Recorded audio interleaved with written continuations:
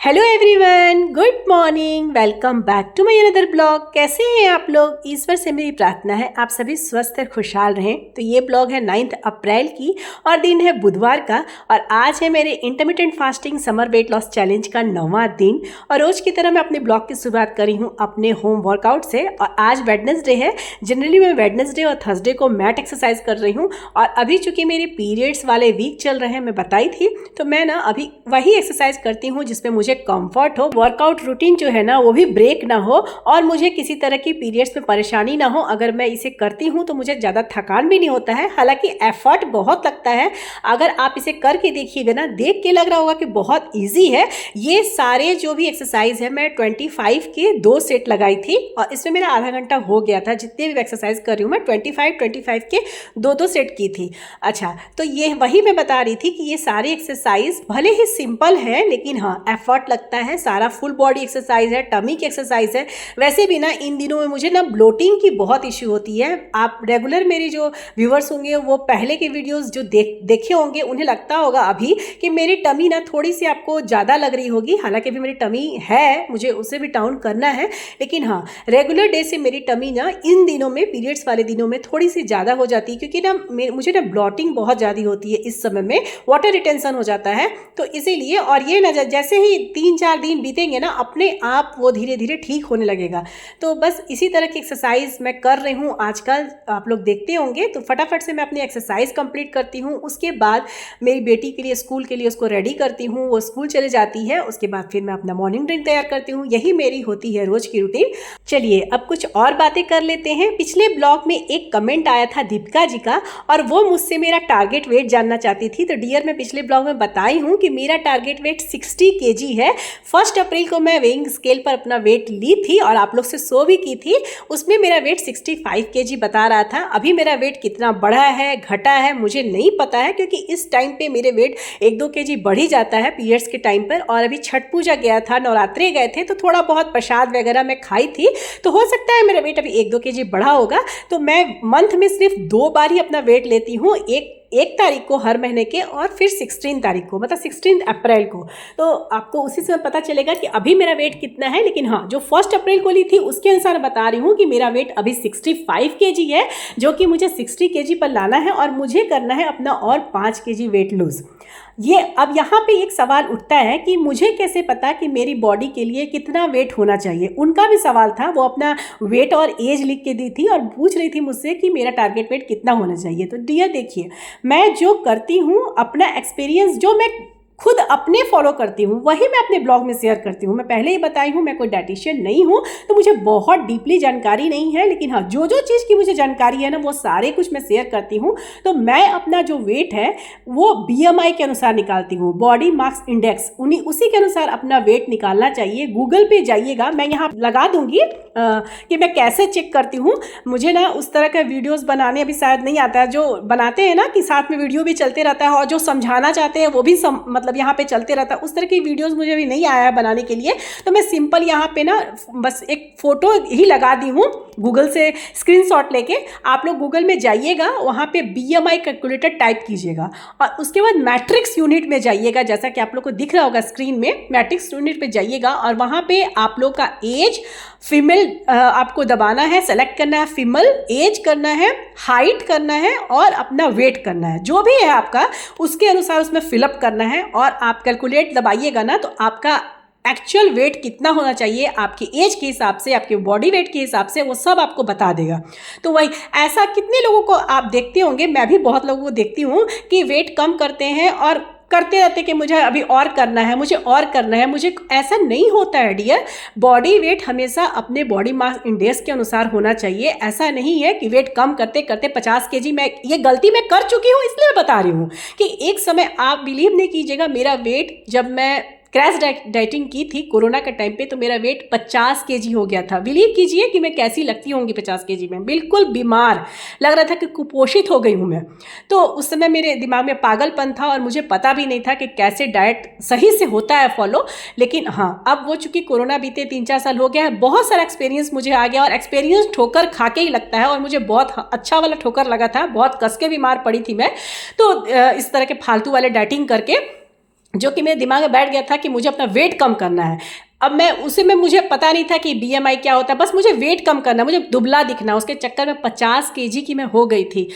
और मतलब खैर उस बात को छोड़िए, तो खैर जो भी है, तो इसलिए ना अब आप ना बॉडी मास इंडेक्स के अनुसार ही अपना वेट रखिए, तो वो एक हेल्दी वेट लॉस होता है और उससे आप कभी भी कमजोरी भी महसूस नहीं करेंगे, आप हमेशा हेल्दी भी रहेंगे और दिखेंगे भी दुबले पतले, अच्छे भी दिखेंगे, आपका शरीर भी स्वस्थ रहेगा और आप में कॉन्फिडेंट भी रहेगा। वेट कम करते करते इतना कम नहीं कर देना है ना कि लोग आपको कुपोषण ही बोलना चालू कर दे कि कुपोषित हो गई है, वैसा वेट कम नहीं करना है। तो हमेशा अपने बॉडी मास इंडेक्स के अनुसार अपना वेट रखिएगा ना, तो आप हमेशा स्वस्थ रहिएगा, आपको कभी भी कमजोरी महसूस नहीं होगी और कभी ऐसा महसूस नहीं होगा कि आप बहुत डाइट करके और अपने शरीर को खराब कर दी हैं। आपका वेट लॉस नहीं, सॉरी, आपका हेयर लॉस नहीं होगा, आपको किसी तरह की फिजिकल परेशानी भी नहीं होगी। आई होप कि आपको समझ में आ गया होगा कि कैसे अपना टारगेट वेट पता करते हैं। तो मैं भी वैसे ही पता की थी, अपना एज, अपना हाइट, अपना वेट जो अभी मेरा है वो सब कुछ डाली थी। तो उसमें ऑलरेडी कैलकुलेट बटन दबाते ही पता चल जाएगा कि मेरा टारगेट वेट कितना होना चाहिए। तो उसके अनुसार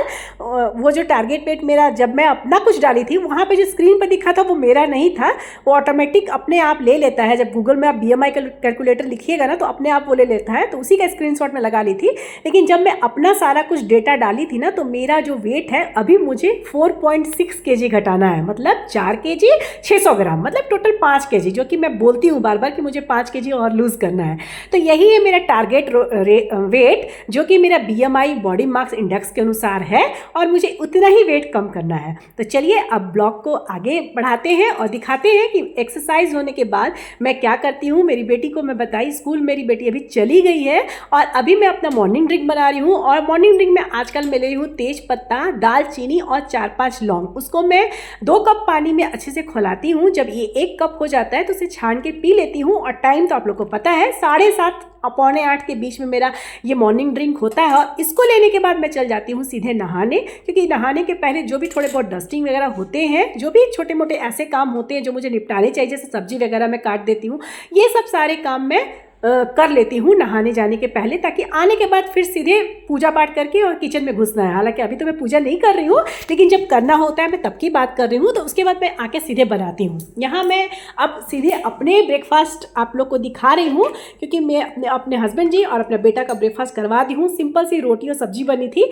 तो मैं सोची कि इतना वीडियो को क्यों बड़ा बनाना है। तो बस ये मेरा ब्रेकफास्ट है, जिसमें मैं बना रही हूँ अपनी ओट्स और एप्पल की स्मूदी। बहुत बार मैं दिखा चुकी हूँ, इसलिए डीपली मुझे दिखाना नहीं था, लेकिन फिर भी आप लोग देख लीजिए स्क्रीन पर। 2 चम्मच के करीब, 2 चम्मच से कम ही ओट्स था। ये रोस्टेड ओट्स है, जो कि मैं रोस्ट करके फ्रिज में रख देती हूँ, 20 से 25 दिन रह जाता है। 1 एप्पल है, थोड़ा सा ड्राई फ्रूट्स और सीड्स आप लोग देख लिए होंगे, सॉरी सीड्स नहीं था, ड्राई फ्रूट्स ही था।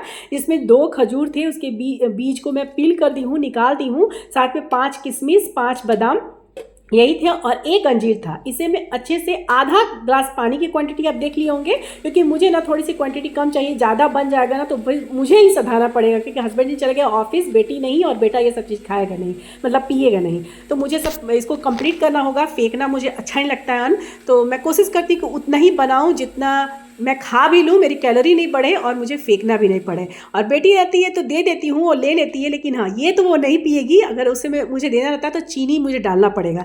तो एनीवे, तो बेटी तो स्कूल गई है। तो देखिए एकदम ये अंदाजे से बना है। मैं पानी इतना कम डाल दी थी कि ग्लास भी नहीं भरा। तो ठीक है, कोई बात नहीं है, थोड़ी सी पानी में डाल के अच्छे से मिला दी हूँ जार को। और सारे अपना जो शेक है, इसमें शेक या बोलिए, स्मूदी बोलिए, जो भी बोलिए आप, इसके ओट्स के शेक भी बोल सकती हैं। और मुझे इसमें मीठे की ज़रूरत नहीं है, मैं बहुत चीनी कम खाती हूँ, मुझे पसंद नहीं है, मैं पहले ही बता चुकी हूँ। तो ये मेरा मॉर्निंग का जो ब्रेकफास्ट है वो रेडी हो गया है। और आज मैं अपने मॉर्निंग का ईटिंग विंडो की शुरुआत कर रही हूँ 10:30 बजे। इसका कारण क्या है वो आपको ब्लॉग में आगे पता चलेगा, तो प्लीज़ आप लोग ब्लॉग में बने रहिएगा, क्योंकि बहुत सारी बातें अभी ब्लॉग में और आगे होने वाली है। तो चलिए, ब्रेकफास्ट करने के बाद मैं अपना लेती हूँ इंडियन टी। आप लोग को पता है 1 से 1.5 घंटे के बाद। और चूंकि अभी मैं मीठा ले रही हूँ, मतलब मीठा इसमें डाली नहीं हूँ, लेकिन खजूर है, एप्पल है वो तो नेचुरल मीठा है, तो इसीलिए मैं अपने इंडियन टी के साथ थोड़ा सा पीनट्स भी लूँगी, क्योंकि मिठास के बाद ना तुरंत चाय पीने का नहीं मन करता है और चाय मैं नहीं छोड़ पाती हूँ। एक टाइम मुझे चाय चाहिए।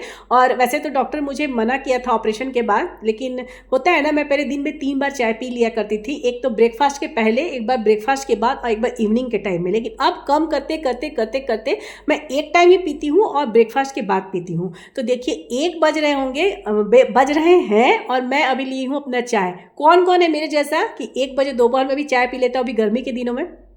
तो मैं वही हूँ। अब मिड मॉर्निंग फ्रूट्स में नहीं ली हूँ। इन सभी बातों का कारणों का पता आपको आगे ब्लॉग में चलते रहेगा, तो ब्लॉग देखते रहिए पूरा। तो हो गया मेरा इंडियन टी, और मैं फ्रूट्स वगैरह नहीं ली थी, बस वही एक एप्पल जो शेक में मैं डाली थी, बार बार शेक बोल दे रही हूँ, स्मूदी में जो डाली थी, क्योंकि वो शेक जैसा एकदम गाढ़ा गाढ़ा सा लग रहा था।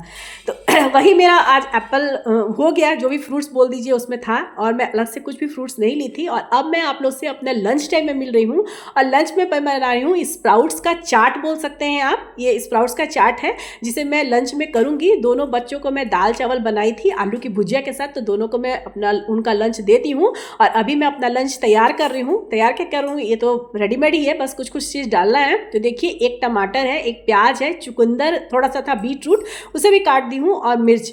इसमें मैं डालूंगी चाट मसाला, काला नमक और थोड़ा सा जीरा पाउडर, बस ये तैयार हो जाएगा। और थोड़ा सा मैं इसमें ना भुने हुए चने भी डाली हूँ।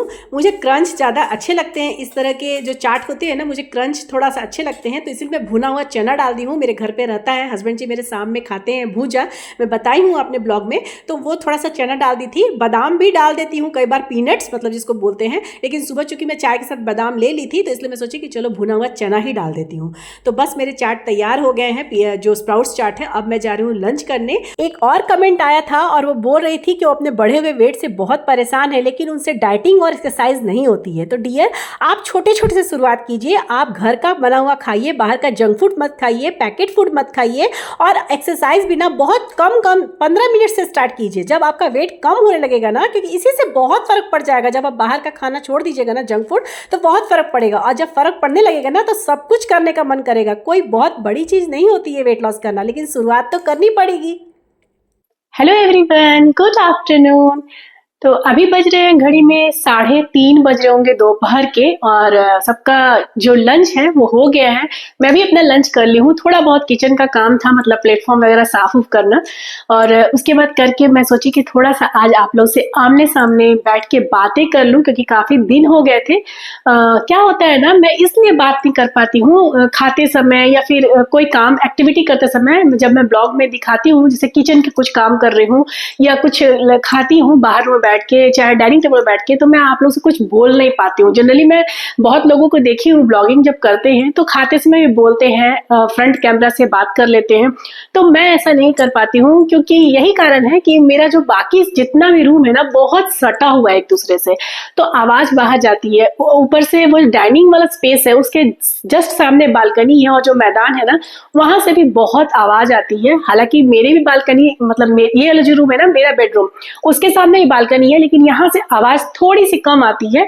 तो जब भी मुझे बात करना रहता है ना किसी भी तरह का, तो मैं अपने ही रूम से बात करना चाहती हूँ। और अगर मैं सोफा वाले रूम पर, जो मेरा लिविंग रूम है, वहां बैठ के अगर बात करूं, तो सारा मेरा जितना भी आवाज है, चाहे मैं जितना भी धीरे बोलूं, वो मेरा आवाज सारे बाहर कॉरिडोर में चले जाएंगे, क्योंकि बहुत सटा सटा है सभी के जो मतलब ये है ना, घर फ्लैट जो है सबके सटे सटे हैं।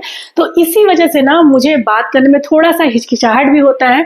तो इसी वजह से ना मैं और किसी भी रूम में बात नहीं कर पाती हूँ। किचन की खिड़की के पास में ही, एकदम एक हाथ की दूरी पर ही दूसरे सामने वाले फ्लैट का खिड़की है, तो जो कुछ मैं बोलूंगी ना, वो सारा आवाज बाहर चला जाएगा। इसलिए ना मुझे थोड़ी सी, पता नहीं, अभी तक मैं शायद कैमरे के सामने उतना खुली नहीं हूँ, या फिर मैं किसी को बताई नहीं हूँ कि मैं यूट्यूब पर वीडियो बनाती हूँ।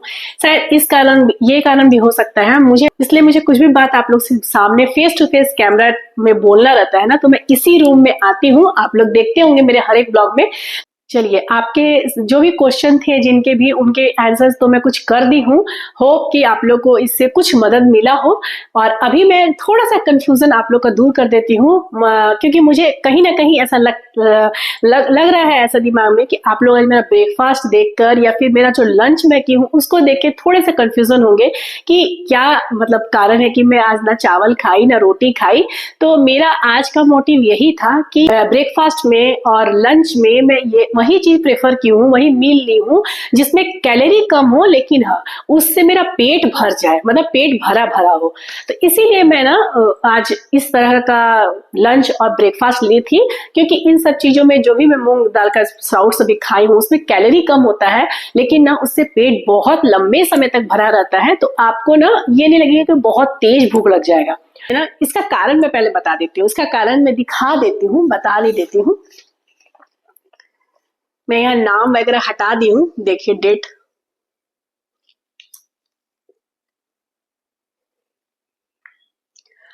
एक इनविटेशन आया है मेरे ही फ्लैट से। वो आंटी हैं, उनके बेटे हैं, उनका ही रिसेप्शन पार्टी है। पार्टी तो मतलब शादी तो 2 महीना पहले ही हो चुका था, लेकिन आज है रिसेप्शन पार्टी।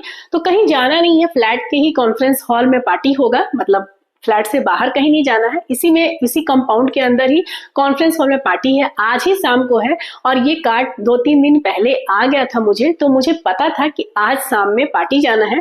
और इन सब चीजों को इग्नोर नहीं किया जा सकता है, क्योंकि अगर आपके नेबर है या कोई भी आपके रिश्तेदार है आपको किसी चीज के लिए बुलाते हैं तो जाना चाहिए। इसको इग्नोर करना सही बात नहीं है कि डाइट खराब हो जाएगा।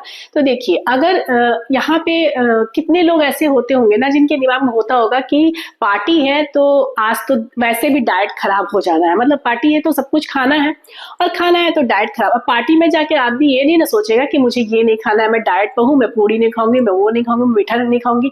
तो वहां पे तो खाना मतलब खाना ही होता है, खाने का मन भी करेगा, हमारा ह्यूमन नेचर है कि मतलब कुछ अलग देख के अच्छा लगता है खाने में। तो क्या होगा ना, वैसी स्थिति में आप बहुत लोगों के मन में, जिनके भी इस तरह की सिचुएशन होंगे, पार्टी है, कुछ कहीं जाना है, गेट टुगेदर है, तो हम लोग के दिमाग में यही होता है कि आज का दिन पूरा खराब चला गया, मतलब आज पार्टी में जाना है तो पूरे दिन आज खराब चले गए। तो दिमाग में बैठ जाता है ना जब कि आज का तो वैसे भी दिन पूरा खराब, डाइट आज खराब होने वाला है। तो क्या करते हैं हम इसमें कि अपना ब्रेकफास्ट भी खराब कर लेते हैं, लंच भी खराब कर लेते हैं, और पार्टी रात को है अगर तो रात का तो खराब है ही। तो ऐसा बिल्कुल नहीं करना है। एक टाइम का मील अगर खराब हो तो खराब इन द सेंस मेरा यहाँ खराब से नहीं है, कभी भी खाने को खराब नहीं बोलना चाहिए, क्योंकि वो अन्नपूर्णा देवी है, तो खाने को कभी खराब नहीं बोलना चाहिए। खराब इन द सेंस अपने डाइट से कुछ अलग, अपने डाइट से अगर आप कुछ अलग ले रही हैं, एक मील, कोई भी एक मील, चाहे वो लंच हो, चाहे वो ब्रेकफास्ट हो, चाहे वो डिनर हो, और आपको पहले से पता है कि आपका ये जो मील है, नेक्स्ट मील है, वो आपका अपने डाइट रूटीन से थोड़ा अलग होने वाला है। तो ऐसी स्थिति में ना हमें प्लानिंग करनी होती है, और प्लानिंग ऐसी करनी होती है कि हम ना अगर एक टाइम कुछ ऐसा अपने डाइट से अलग कुछ खाए भी तो उससे बहुत ज्यादा हमारी जो वेट लॉस जर्नी है वो प्रभावित ना हो, वो गड़बड़ ना हो। हाँ, मैं ये नहीं कहती हूँ कि कुछ भी नहीं फर्क पड़ेगा, कुछ तो फर्क पड़ेगा ही, लेकिन हाँ, हम उसे जितना हो सके रिकवर करने की कोशिश करेंगे। और इसका मतलब ये नहीं है कि अगर मान लीजिए मुझे रात में कहीं जाना है, पार्टी है या डिनर है, फैमिली गेट टुगेदर है, कहीं भी जाना है, तो पूरे दिन हम उपवास रह जाए, ये सॉल्यूशन नहीं होता है। कैलोरी ऐसा लेना है, इस तरीके से अपना मील प्लान करना है ताकि हम खाएं भी लेकिन उसकी कैलोरी जितनी कम हो सके और हमारा पेट भरा भरा रहे। भूखे रहेंगे तो पता चला अगर रात में कहीं जाना है तो पता चला कि पूरा रात में ही 5000 का कैलोरी खाना पेट के अंदर चला गया, तो वो काम नहीं करना है। जैसे कि मैं आज ली हूँ, सुबह आप लोग देखे होंगे मेरे ब्रेकफास्ट में स्मूदी था, बहुत ही फीलिंग था और हेल्दी भी था, और कैलोरी भी बहुत ज्यादा नहीं होगी, अगर मैं बोलूँ तो 200 कैलोरी के आसपास होगी, क्योंकि मैं बहुत सारा आज सीड्स वगैरह नहीं डाली थी, बहुत लिमिटेड में सब कुछ डाली थी।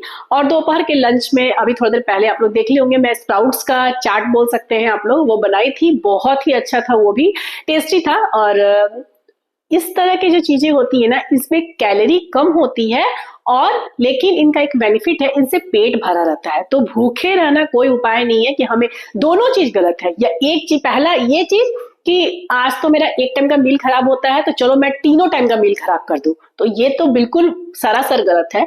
और ये भी चीज गलत है कि आज मुझे कहीं जाना है तो बाकी के जो एक मील है, मान लीजिए मैं अपना ही बात करती हूँ कि मुझे डिनर में कहीं जाना है बाहर, तो मैं बाकी के दोनों मील भी ये सोच के खराब कर दूं कि आज का डाइट तो खराब होने वाला है। तो ऐसा बिल्कुल नहीं होता है। बहुत ही प्लानिंग करके अगर अब अच्छे तरीके से चलिएगा ना तो उतना भी खराब नहीं होगा। हम चाहे तो उससे रिकवर कर सकते हैं आसानी से। और 1-2 किलो बढ़ा हुआ वेट को मैं पहले भी बोलती हूँ बहुत ज्यादा बढ़ा नहीं माना जाता है। उसे आराम से आसानी से इंसान कोई भी चाहे ना तो उसको रिकवर कर सकता है। तो बस यही एक चीज थी जो मुझे बतानी थी आप लोग को। तो मैं सोची कि चलो फेस टू फेस बता दूं, क्योंकि बाकी जितने भी क्वेश्चंस के आंसर देने में बाकी के वीडियो क्लिप्स चले गए, तो मैं सोची कि चलो सामने फेस टू फेस बता देती हूँ कि मुझे जाना है आज पार्टी में। तो इसीलिए यही कारण था कि मेरा आज ब्रेकफास्ट और लंच मैं ऐसा रखी थी जिससे मुझे मतलब पेट भी मुझे नहीं लगे कि मेरा पेट बिल्कुल पूरी तरह से खाली है और मेरे अंदर कम से कम कैलोरी जाए, ताकि रात में अगर मैं कुछ ज्यादा कैलोरी ले भी रही हूँ तो मुझे ज्यादा मतलब मेरी वेट लॉस जर्नी बहुत ज्यादा इफेक्ट ना हो। और एक बात मैं यहाँ बोल दूं कि आप लोग देखे होंगे आज मेरा टाइमिंग जो था इंटरमिटेंट फास्टिंग ओपन जब मैं की थी 10:30 के आसपास हो रहा होगा।